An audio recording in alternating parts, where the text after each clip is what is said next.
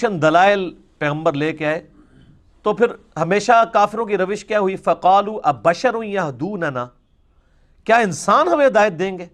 فکفروا، تو انہوں نے کفر کر دیا، وتولوا، اور منہ پھیر لیا، واستغنى اللہ، تو اللہ بھی بے نیاز ہے، پھر دفع ہوتے ہیں تو دفع ہو جائیں، واللہ غنی حمید، اللہ تعالیٰ بے نیاز ہے اور الحمید ہے، اپنی ذات میں خود ستودہ صفات ہے، اللہ کی کوئی تعریف کرے یا نہ کرے اس کو ضرورت ہی نہیں ہے، وہ اپنی ذات میں خود ستودہ صفات ہے، وہ محتاج نہیں کسی کی تعریف کا۔ یہ بڑی امپورٹنٹ آیت ہے کہ کافروں نے اس بنیاد پہ پیغمبروں کا انکار کیا کہ انسان ہمیں ہدایت دیں گے۔ سورۃ الانعام میں، باقی صورتوں میں، سورہ بنی اسرائیل کے اندر ڈیٹیل کے ساتھ آتا ہے، یعنی کافر کہتے تھے کہ فرشتہ کوئی نازل ہونا آسمان سے وہ ہمیں بتائے۔ پھر اللہ تعالیٰ نے سورہ بنی اسرائیل میں فرمایا کہ اگر زمین کے اوپر فرشتے آباد ہوتے تو اللہ تعالیٰ فرشتوں میں کوئی پیغمبر بناتا، اب انسان ہے تو انسانوں میں سے پیغمبر آئے گا۔ اور میں آپ کو وثوق سے کہتا ہوں، اگر کوئی فرشتہ پیغمبر مان کے آتا نا تو انہوں نے کہنا تھا یہ فرشتے کے پیغمبر ہونے کا ہمیں کیا فائدہ ہے، اس کو کیا پتا کہ جب غم ہوتا ہے تو آنکھوں میں آنسو کیا آتے ہیں، جب بھوک لگی ہوئی ہو تو انسان اپنا دین کیوں چھوڑ دیتا ہے، اس کو تو بھوک بھی نہیں لگتی۔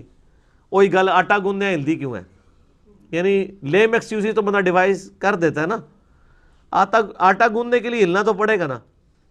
تو آئیڈیل تو ماڈل یہی تھا کہ انسان ہی رول ماڈل بنتے، اسی لیے انسانوں میں اللہ تعالیٰ نے پیغمبروں کو بھیجا۔ تو اللہ فرماتا ہے یہ ان کا ایک بہانہ ہوتا تھا کہ ایک انسان ہے یہ ہمیں ہدایت دے گا، فکفروا، تو انکار کر دیتے تھے۔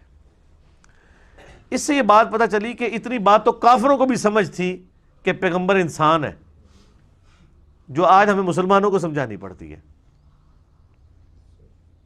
حالانکہ اس آیت کے جواب میں یہ ہونا چاہیے تھا کہ اللہ تعالیٰ کہتا کہ کتنے پاگل تھے، ان کو نظر نہیں آتا تھا یہ تو فرشتے تھے جو پیغمبر تھے، انسان تو ہے ہی نہیں تھے۔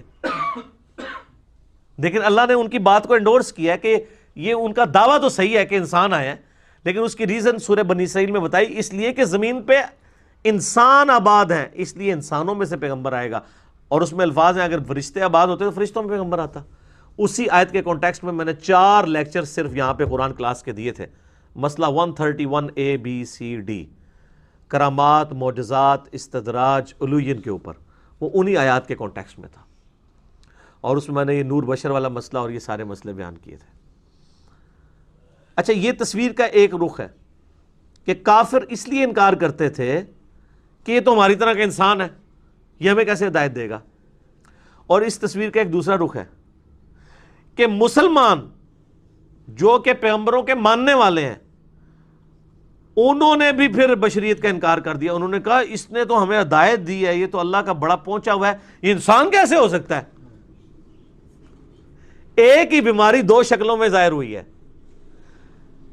کافر میں اس شکل سے ظاہر ہوئی کہ انسان ہے، ہماری طرح کا انسان ہے، حالانکہ وہ دیکھنے میں اسپیشیز میں ان کی طرح کا تھا نا، مرتبے میں تو ان کی طرح کا نہیں تھا، اس پہ وہی نازل ہوتی تھی۔ تو انہوں نے کہا کہ ہم نے اس کو ماننا ہی نہیں ہے جو انسان ہے، اور جنہوں نے مان لیا انہوں نے کہا اگر آپ اس کو مانا ہے تو اسے کم از کم خدا کے درجے پہ تو فائز ہونا چاہیے نا، اتنی پہنچی ہستی ہے تو چلو خدا کا بیٹا ہی بنا لو۔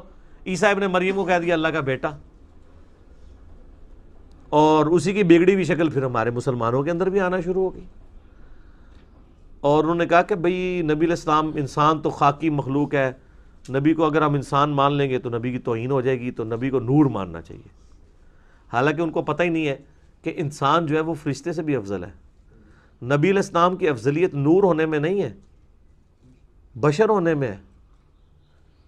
قرآن پاک میں اللہ تعالیٰ فرماتا ہے نا سورہ حجر کے اندر کہ انسانوں کو ہم نے مٹی سے پیدا کیا اور جنات کو آگ کے ساتھ پیدا کیا۔ اسی کانٹیکسٹ میں صحیح مسلم میں ایک حدیث ہے کہ اللہ تعالیٰ نے جنوں کو آگ سے، انسانوں کو مٹی سے، اور فرشتوں کو نور سے پیدا کیا۔ تو اب انسان جو ہے اگر وہ اللہ کا تابع فرمان ہو تو فرشتے سے افضل ہے۔ تو انسان کی خوبی انسانیت میں نہ کہ فرشتہ ہونے میں، ہاں بشرطے کہ تابع فرمان ہو، ہے فرشتے سے بہتر انسان بننا، مگر اس میں لگتی ہے محنت زیادہ۔ بلکہ میں تو اکثر کہتا ہوں کہ انسان کے پاس تو وہ دولت ہے جو حضرت جبرائیل علیہ السلام کے پاس بھی نہیں ہے۔ جبرائیل علیہ السلام نے اگر اللہ کو مانا ہے نا تو اس لیے کہ ان میں انکار کی گنجائش ہی کوئی نہیں ہے، ان کے پاس ماننے کے سوا کوئی چارہ تھا؟ قرآن پاک میں ہے کہ فرشتے تو اللہ کی حکم عدولی کر ہی نہیں سکتے۔ مزہ تو تب یہ ہے کہ آپ کے پاس اختیار بھی ہو انکار کرنے کا، تب بھی آپ اللہ کو مانیں، اور یہ وہ دولت ہے جو انسان کے پاس ہے، جو جبرائیل کے پاس بھی نہیں ہے۔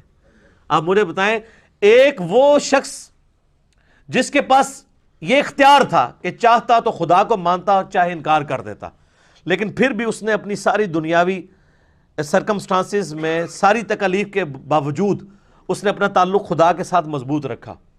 یہ بڑا کارنامہ ہے، یا یہ بڑا کارنامہ ہے کہ کسی کے پاس اللہ کو انکار کرنے کی گنجائش ہی نہیں تھی اور وہ اللہ کے ساتھ جڑا رہا؟ ظاہر ہے کہ انسان کے پاس جو دولت ہے، جو آپ کے پاس ول کی پاور ہے کہ آپ چوائس کر سکتے ہیں، یہ بہت بڑی دولت ہے۔ تو مسلمانوں نے کہا کہ نہیں، یہ اوپر کرو جی، تو اللہ تعالیٰ نے اس بیماری کا ذکر کر دیا تھا کہ انکار کرتے ہیں اس بنیاد کے اوپر۔ تو اس سے یہ بات پتہ چلی کہ کافروں نے پیغمبروں کا انکار کیا ان کی بشریت کی وجہ سے، اور مسلمانوں نے پیغمبروں کی بشریت کا انکار کیا ان کے پیغمبر ہونے کی وجہ سے۔ دیکھا، ایک ہی بیماری کی دو شکلیں۔ اچھا، آدھی بات کافروں کی صحیح تھی، آدھی بات مسلمانوں کی صحیح۔ کافروں کی آدھی بات صحیح تھی کہ واقعی انسان ہی ہے، اور اللہ نے اس کو کہا کہ بھئی انسان اس لیے ہے کہ تم بھی انسان ہو نا، تو انسانوں کے لیے انسان رول ماڈل ہوں گے۔ مسلمانوں کی بھی آدھی بات صحیح ہے کہ انہوں نے ان کو پیغمبر مانا، لیکن آدھی بات پھر مسلمانوں میں غلط آ گئی کہ یہ پیغمبر ہے تو اب اس کو کم از کم خدا کے درجے تک تو کم از کم لے کے جاؤ، یا اس سے تھوڑا نیچے ہی رکھو، بس اتنا فرق کر دو کہ اللہ کا ذاتی ہے، اس کا عطائی ہے، وہ خالق ہے، یہ مخلوق ہے۔ باقی تو وہ جو احمد بریلوی صاحب کا بھی شعر ہے نا، نہیں محبوب و محب میں تیرا میرا، وہ کہتے ہیں بھئی محبوب اور محب کا معاملہ ہے، اس میں تیرا میرا کوئی نہیں، جو کچھ اللہ کا ہے اسی کا مالک نبی علیہ السلام بھی ہے۔ تو یہ پھر یعنی غلو کیا۔ اور صحیح بخاری میں کتاب الانبیاء چیپٹر میں حدیث موجود ہے، نبی علیہ السلام نے فرمایا، دیکھنا میری شان کو اس طرح بلند نہ کرنا جس طرح نصارہ یعنی عیسائیوں نے اپنے وقت کے پیغمبر عیسیٰ علیہ السلام کو شان میں بڑھا دیا تھا۔ میں اللہ کا بندہ اور اس کا رسول ہوں، مجھے اللہ کا بندہ اور اس کا رسول ہی کہنا۔